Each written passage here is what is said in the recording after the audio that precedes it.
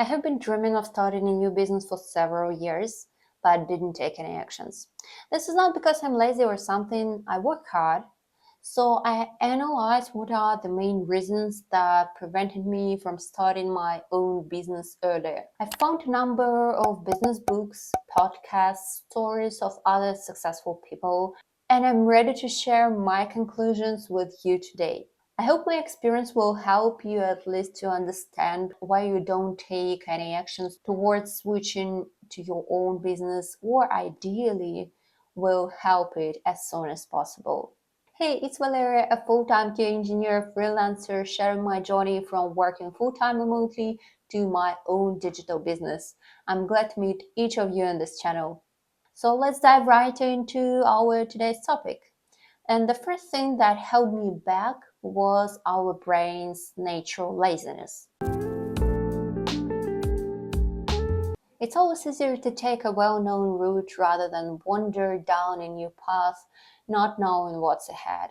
However, I don't consider myself intolerant to new experiences. I'm quick to try new hobbies or activities, but launching in business felt like stepping into the unknown, almost like walking with my eyes closed. It's a daunting thought, right? Next, let's talk about perfectionism. I've always been a bit of perfectionist. In school and university, I was used to being the best. The idea of not being the best, especially when starting something new, was really scary. It felt like I had to be perfect from the get-go, from the beginning, which is, of course, impossible. Ali Abdal, a popular YouTuber, often shares how perfectionism can be a roadblock. He emphasizes starting projects even if they're not perfect because iteration and improvement come with time.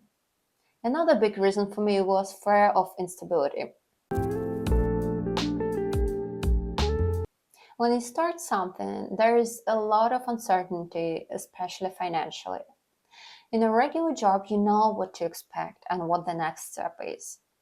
But starting a business, it's like jumping into a sea of unknowns. You won't be in a financially stable situation for a long time. You need to accept it and to provide you and your family with a stable source of income before starting a business. Currently, I work full-time and spend evenings and parts of weekends doing my own projects, recording these videos and all this stuff.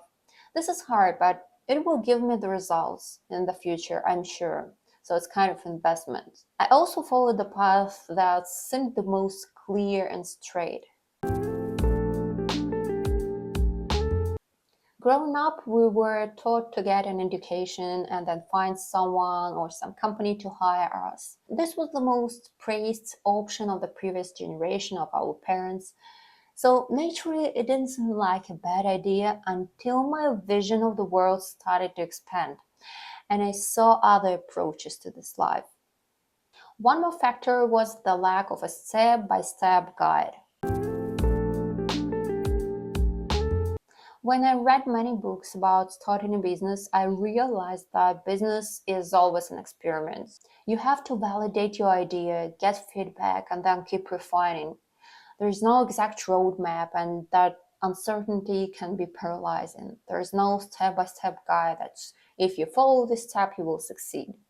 In Million Dollar Weekend, Noah Kagan gives a practical task to his readers. Order a cup of coffee in any cafe and ask for a 10% discount. When I read it, I thought, how is this going to help me on my journey? But I tried it, and now I understand why. If you want to validate your ideas, you have to be able to ask people and do it without any embarrassment or shame. By the way, I didn't get a discount, but I'm not upset. Surprisingly, thinking too big was also an issue. Thinking big is great for strategy, but when you're just starting out, it's crucial to focus on small, achievable steps. For example, if you're starting a YouTube channel, don't stress about hitting 1,000 subscribers or getting monetized. Start with a small, clear task. For example, gain your first subscriber who isn't your friend or relative. That will be the success in this context. Another example is starting an online shop. Don't expect it to become your main source of income right away. Aim to make your first dollar. This first sale is a huge milestone and a real turning point in this case. So those are the main reasons that held me back from starting my business all this year, as I think it. I hope my story resonates with you and maybe even helps you overcome some of your own fears. I will be very glad. And remember, every big journey starts with a single step, no matter how small. If you like this video, don't forget to give it a thumbs up and share with anyone who might find it useful, and subscribe for more content like this. Thank you for watching, and I'll see you in the next video. Bye!